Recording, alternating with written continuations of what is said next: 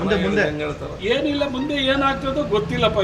ನಾನಂತೂ ಸಹಕಾರ ಕ್ಷೇತ್ರದಲ್ಲಿ ಶಾಶ್ವತವಾಗಿ ಇರ್ತೀನಿ, ಸಾಯೋವರೆಗೂ ಗಟ್ಟಿಯಾಗಿದ್ದರೆ ಸಾರ್ವಜನಿಕ ಕ್ಷೇತ್ರದಲ್ಲಿ ಅದನ್ನ ನನಗೆ ನಡೆಸ್ಕೊಂಡು ಹೋಗ್ತಾ ಇರ್ತೀನಿ. ಮತ್ತೆ ವಿಧಾನಸಭೆ ಚುನಾವಣೆ ಚುನಾವಣೆ ನಿಲ್ಲಬೇಕು ಅಂತ ಇದಿಲ್ಲ. ಒಂದು ಸಾರಿ ಬಿಟ್ಟೋದ್ಮೇಲೆ ಒಂದು ಕಡೆ ಅದನ್ನ ನನಗೆ ಇಷ್ಟ ಇಲ್ಲ. ಇರೋದನ್ನ ಹೇಳ್ಬಿಟ್ಟಿದ್ದೀನಿ. ಜನ ತೀರ್ಮಾನ ಮೊನ್ನೆ ಮಾಡಲಿಲ್ಲ. ನೀವು ತೀರ್ಮಾನಗಳು ಯಾಕೆ ಸುಮ್ಮನೆ ಬಿಟ್ಬಿಡು. ಇನ್ನು ಅದು ಕತೆ ಬೇಡ, ಆ ಕತೆ ಬೇಡ. ಸಮಯ ಸಂದರ್ಭ ಸಂಘಟನೆ ಪಕ್ಷದ ವಿಷಯ ಬಂದಾಗ ನಾನು 100% ಅದರಲ್ಲಿ ಎರಡನೇ ಹಿಂದಕ್ಕೆ ಹೋಗಲ್ಲ. ಸೊ ಎಲ್ಲರೂ ಸೇರಿಸ್ಕೊಂಡೇ ಮಾಡ್ತೀವಿ. ಮಾಡ್ತೀವಿ.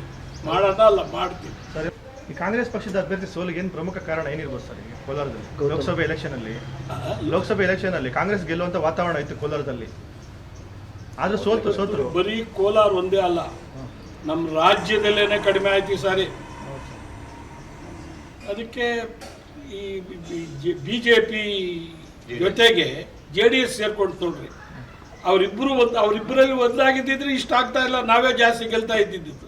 ಅವರಿಬ್ಬರು ಒಂದಾಗಿದ್ದು ಇವತ್ತು ಇಡೀ ನಮ್ಮ ಇದಕ್ಕೇನೆ ಒಂದು ತೊಂದರೆ ಆಗಿದೆ. ಗ್ಯಾರಂಟಿ ಯೋಜನೆ ಅನುಕೂಲ ಆಗಿದೆ ಸರ್. ಅನುಕೂಲ ಆಗಿದೆ, ಅವ್ರಿಗೆ ಅನುಕೂಲ ಆಗಿದೆ. ಗ್ಯಾರಂಟಿ ಯೋಜನೆ ಅನುಕೂಲ ಆಗಿದೆ, ನಮ್ಗೆ ಅನುಕೂಲ ಇಲ್ಲ. ಸರ್, ಮುಂದೆ ಜಿಲ್ಲಾ ಪಂಚಾಯತಿ ತಾಲೂಕ್ ಪಂಚಾಯತಿ ಚುನಾವಣೆ ಬರ್ತಾ ಇದೆ. ಬಂದ್ರೆ ಎಲ್ಲ ಓಡಾಡ್ತೀನಿ, ನಾನೇ ನನ್ನ ಕೈಲಿ ಎಷ್ಟು ಸಾಧ್ಯ ಆಗ ಅಷ್ಟು ಓಡಾಡ್ತೀನಿ. ಬರೀ ನನ್ನ ಕ್ಷೇತ್ರನೇ ಅಲ್ಲ, 2 ಜಿಲ್ಲೆಗಳಲ್ಲೂ ಕೂಡ ಹೋಗ್ಬೇಕಾದ್ರೆ ಹೋಗಿ ಬರ್ತೀನಿ. ಅದಕ್ಕೇನಂತೆ.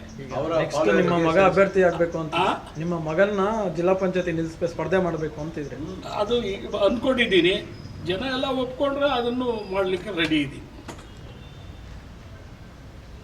ಜನ ಒಪ್ಕೊಳ್ತಿದ್ರೆ ಅದು ನಾನು ಮಾಡಕ್ ಹೋಗಲ್ಲ.